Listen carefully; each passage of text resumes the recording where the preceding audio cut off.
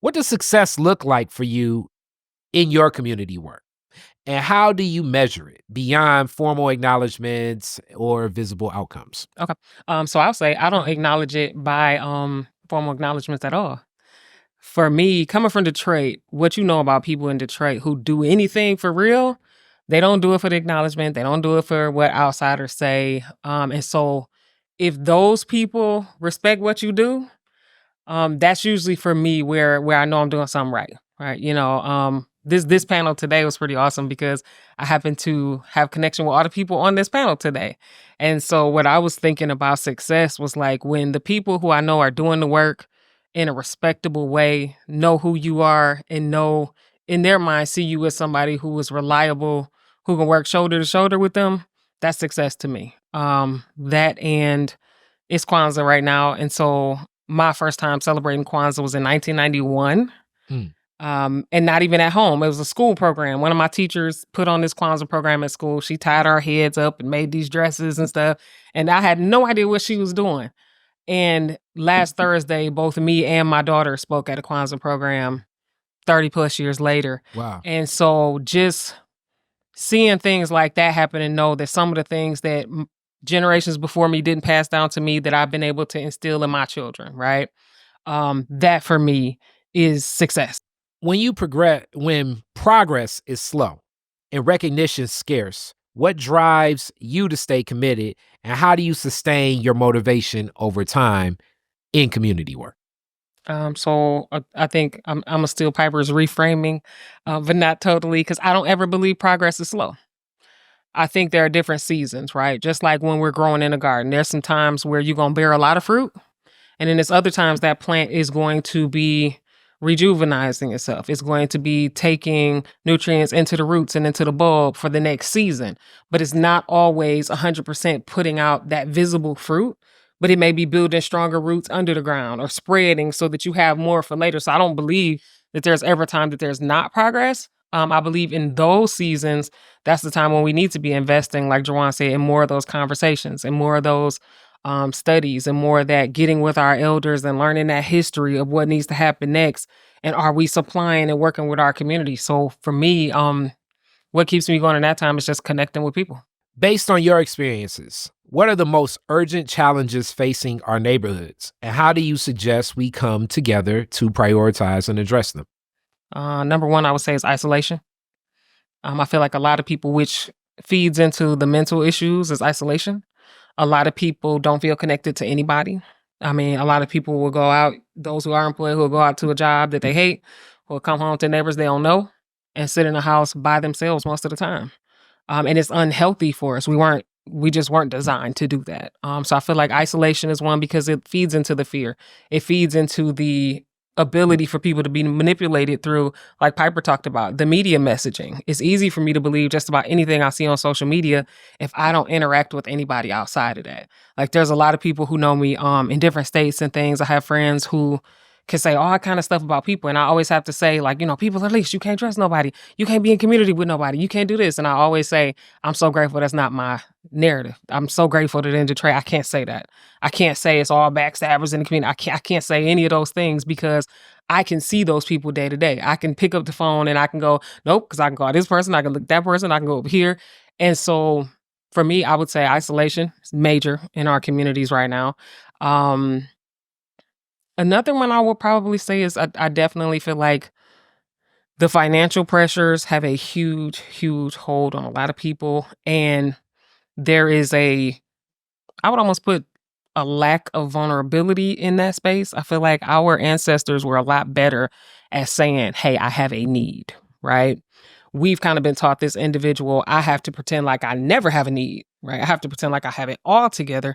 I have to pretend like raising kids by myself is not hard and I'm gonna look good doing it and I'm gonna look like this filter is real and none of that's reality, right? And so then when you are falling apart in your isolation, nobody is coming to help you because you look great doing all the things that you really cannot do. And so I feel like that lack of vulnerability is probably what's breaking our community more than anything. Mm. How can residents collectively identify problems, set goals, and take actionable steps to create tangible improvements in our own backyards? Talk to each other. We got to talk to each other. I feel like there are things that when we talk to each other, it's so easy to find out what the problems are, right? One of your neighbors, like I live on a block where one side of the street we always have electrical issues, whether it's arcing wires behind our houses, but on the other side of the block, people got flooding in their backyard. If we never talk to each other, I could believe the only problem in this neighborhood is this electrical issue. But then my neighbors across the street are like, how dare you not think about what's happening over here? We got to talk to each other. And then we got to knock on some doors. We got to spend some time outside of our houses. I'm really huge on destroying grass in the city of Detroit and planting gardens and flowers and things that that will make people stop and talk to each other. Give people something to talk about. Hey, what is that? I'm glad you stopped by. Hey, I didn't know you could grow those over here. Some of those organic conversations are the things that help rebuild communities together. So spending more time outside of your houses. I read a book that said one of the top two things that contributed to safety in communities was not policing, was not ring camera systems. It was the number of people on your block whose first names you know and the amount of time you spend outside your house. And we don't do that enough. In what ways has your volunteer and organizing work in your community contributed to your own development, both personally and professionally? I would say in every way, right? So I was raised by parents who didn't call it volunteerism. They didn't even say like we're serving. They just always did what needed to be done. So like if my one of my parents walked into a place and they saw something need to be picked up or somebody needed help with something, they didn't wait for somebody to ask them. They just did it. So that's how I was raised, right? And so then when calls would go out for certain things, I would just show up. One of my most impactful probably volunteering experiences was they used to have a hospice in the city of Detroit where you get sent to hospice if you have 6 months or less to live. And so that experience was probably one of the most eye-opening I've ever had. And it probably shaped the way I entered into any other form of service because, in that space, most people believe they only have a certain amount of time to live. Outside of that space, you have real life. We never have any idea how long we have to live, right? And so for me, that space and my former service then literally was just to make a person's day as least painful as possible. Mm. Whatever that was, whether that was just bringing some ice or putting a cold towel on somebody's head because they were dealing with pain at the time and there was nothing they could do, or just keeping somebody company, right? And so that translated into community organizing, showing up as a support. For a long time, I think a lot of people envision organizing and activist work as the person with the microphone. And that just wasn't how I was raised. We were always raised as support, right? And so for me, it was like support. And Yusuf also tells me what to do sometimes, told me to do this organizer training Hilarious. a few years ago. He's like, you're an organizer. And I was like, oh, I thought I was just, the person who was showing up in the background, just helping out with stuff.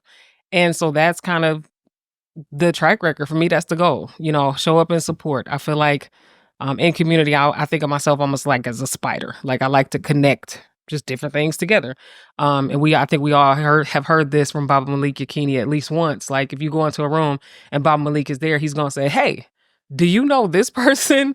And introduce you to somebody. And so that's kind of just been what I enjoy doing, knowing if I know somebody who does one thing and I know somebody else who does that, hey, do you know this person? Can I connect you to them? Or have you heard about this? I love bragging on Umoja Village. So Juwan being here is phenomenal because I'm one of their biggest cheerleaders too. And so just finding out about what's going on and telling other folks about it. Which biases or assumptions have you had to confront in your journey? And what strategies have helped you unlearn them to better serve the people you're helping?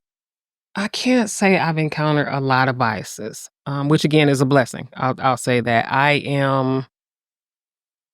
I've had the amazing privilege of being able to work with multiple generations of people and being able to just communicate with all of those generations in one way or another, right? Kind of stumbling through some of those things with the younger people, but I'm blessed with a teenager who helps me with some of the translation and some of that with the younger folks. Hilarious. And the critique, she gives me a healthy amount of critique as well. And so I would say some of the biases that I've come up against,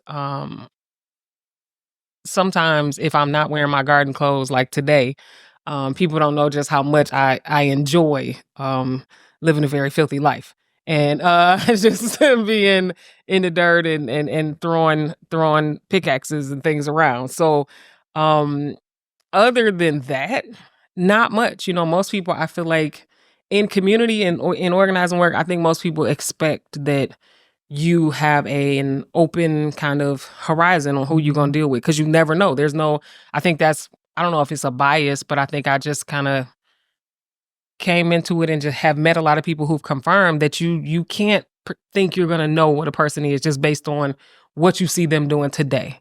Because in community, a person who is serving the food today is running the org tomorrow, is picking up kids and doing a volunteer program in the afternoon.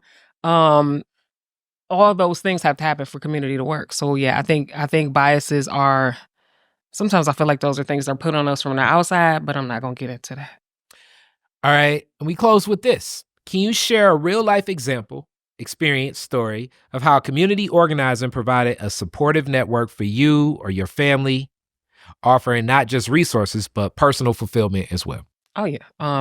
So that's the part of it that I love the most for me. So earlier this year I had surgery in February. Mm. And so my community organizing family has always been very personal, very near and dear to my heart. And so there was never a shortage of the cause of, what do you need? Do you need us to pick the kids up? Do you need us to deliver the food? Like, what can we do? Can we drive you and take you somewhere? And so um being able to have that vulnerability in a lot of the spaces that I take up space in has always been a blessing for me, which is one of those things I feel like helps guard against burnout.